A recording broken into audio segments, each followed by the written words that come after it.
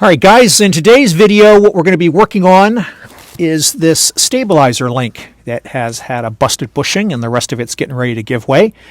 We're doing this on a 2013 Chevrolet Avalanche 1500, but this is going to be applicable to probably anything in the 2007 to 2014 range. What you've got here is an assembly consisting of this long 15 millimeter headed bolt going up here through a set of bushings, this insert, the bushing that's missing, bushing on top, washer, and nut on top. Unfortunately, you can't replace just the bushing. You have to replace the whole thing as a set. Let's go ahead and take a look at the service manual. Let's show you the breakdown of the parts involved here, and I'll show you the part number that we're going to be using to replace this, as well as the torque value and the chemical that'll be needed to secure the nut. All right, I'm going to show you the 2013 GM service manual. Escalade, Yukon, Avalanche, Suburban, and Tahoe. But again, this is the same part for many of the years in this same series, 2014 all the way back to around 2007. Stabilizer shaft link replacement. What we're going to end up seeing when we take this apart, you got a really long bolt, I think it's a 15 millimeter head, washer, bushing, and another bushing that sandwiched the lower control arm. Then there's this insert, it's made of plastic, a couple other bushings that sandwich the actual stabilizer shaft, sway bar, it's either stabilizer link or sway bar link, and then you got a washer and another 15 millimeter nut on top. At least this is the genuine GM setup. You don't need to, the service manual says remove the tire and wheel. I'm going to show you can do it without doing that, even on a 1500, certainly even more so on a 2500. There might be some adhesive holding this stuff together from the factory. If you still have an original one from the factory on there, can make it a bit of a bear to get the pieces apart. But the only other thing they're going to point out here is applying some thread locker, GM 1234 5382. That's a little guy like this, 1234 5382, and really all it is an OEM version of thread locker medium strength. It's basically thread locker blue that they put into a GM package. You can also use just a standard off-the-shelf thread locker. That nut on top we're going to torque down to 17 foot-pounds when we get down to the point of doing that. And then just to turn the page here, this is the 1500. You can see for the 2500, it's the exact same kind of arrangement, although the bushings are a little different and the washers are a little different. I won't be doing the 2500 in this video. We're just doing the 1500. But you can see it's the same setup, right? And then they talk to you about the same need to use the thread locker and the fact that the original might have some type of adhesive holding all the pieces together there. So anyway, going back to what we were doing, let's go back underneath and let's go pull this out. Like I said, I'm going to leave the wheel on. You'll have plenty of clearance. When I get into the truck, you'll be able to see you'll have plenty of clearance even on a 1500. You don't need jacks, jack stands, or even to take the wheel off. You just need to turn the wheel to the opposite side of what you're working on. We're going to be doing this repair initially on the driver's side, so we've got the wheels turned to the right or the passenger side. All right, guys, with all that in mind, let's go ahead and get to it. Now, this is a South Carolina vehicle, so we're not going to have nearly the trouble you would if you're in the Salt Belt. A lot of times on those vehicles, you might just be better served coming in here right in the middle with a Sawzall and separating the thing in half. All right, let's go ahead and get our 15 millimeter socket on top. We're going to take a 15 millimeter breaker bar, so we can break the torque on the nut.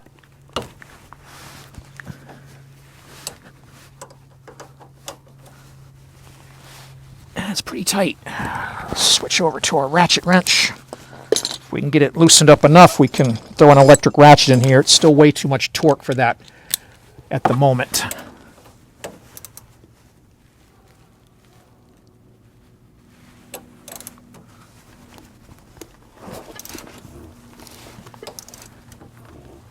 Just got a lot of rust to overcome up on top here. So I think what I'm going to do is I'm going to actually switch my tools.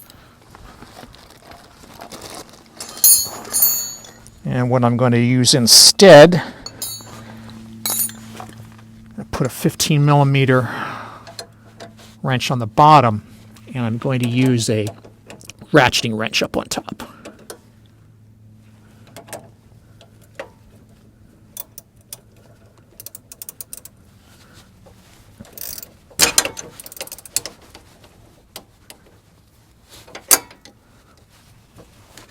And I'll speed this up for you guys not to have to sit through it. But yeah, there's way too much torque on this nut to use the electric ratchet. So we're just going to work this off.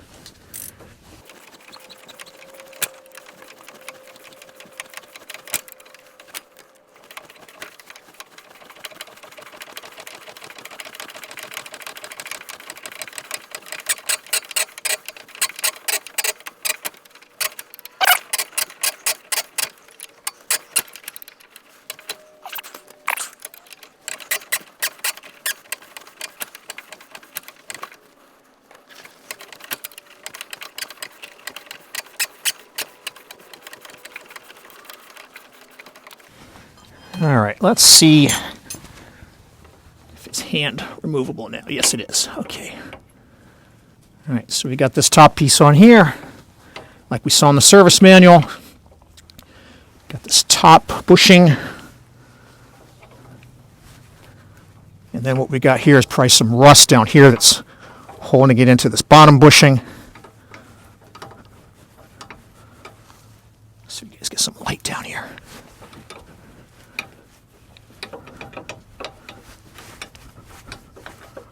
And you can see that corrosion on the bolt.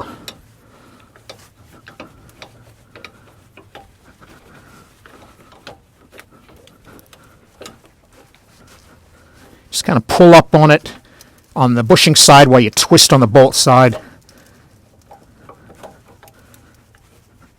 Eventually it'll work its way through. All right. All right, I'm just going to kind of clean up some of this debris up here, and then we'll install the new one. All right, so we've got a couple of these replacements because we should do both sides at the same time. It's going to be a GM 25918049. All right, so this will give us the genuine OEM style for this stabilizer link. All right, so you can see it looks exactly like what we took off.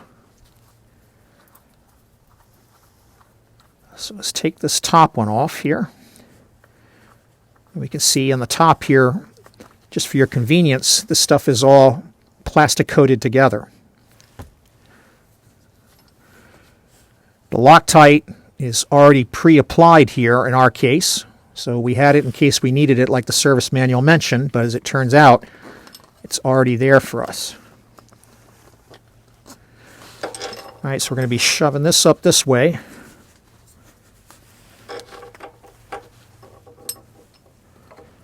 And then we're going to need to probably prise up on this stabilizer bar itself here. So I got to get my pry bar.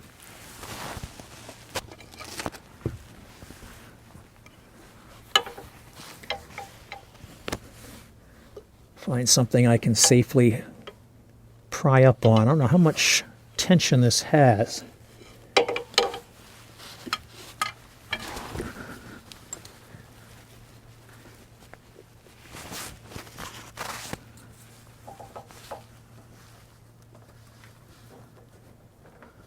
Let's see how much we need to push it up.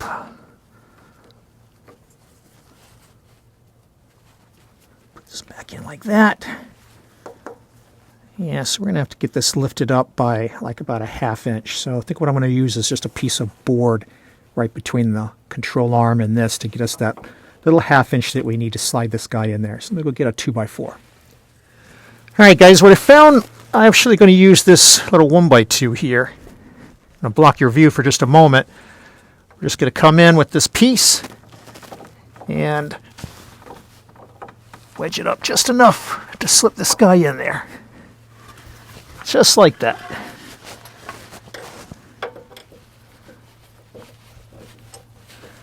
And work our bolt in. And then we'll be able to put the top piece on. You know, so no jacks, no jack stands.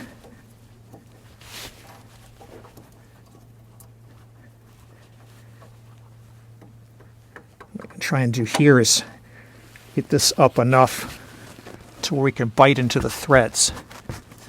Might just use the same piece of wood here for a moment. Let's see if that was enough.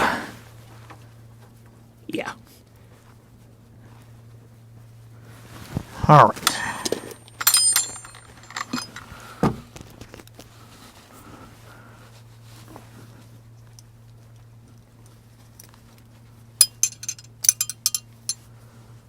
Let's move our flashlight back down. I guess we push this out of the way for the wood.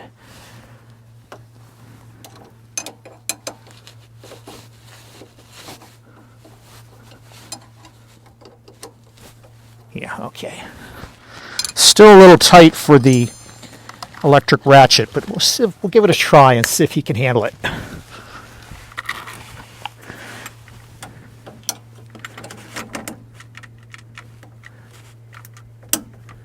Nope. Have to do it the manual way.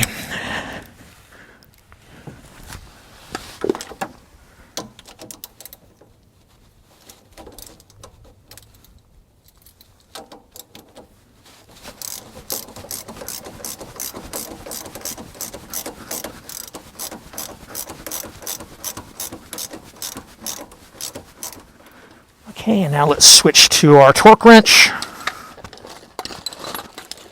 17 foot-pounds.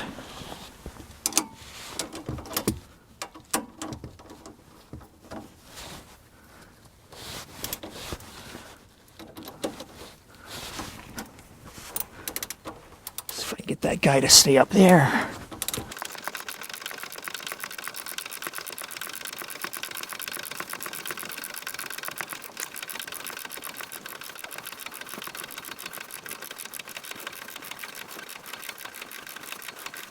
You notice up on top here,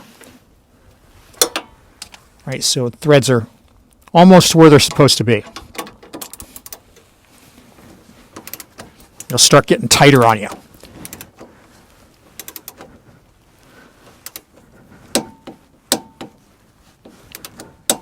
right, that's it.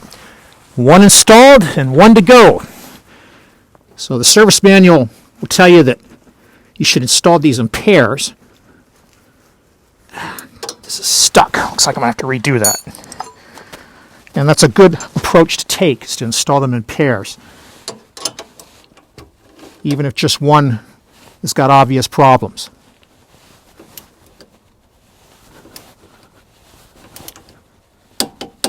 Had to loosen it up to get our wrench out. We should do them in pairs for sure. And that's it, guys. Keep the wheel on, no jacks, no jack stands. Just have to turn it to get the kind of access like you see here.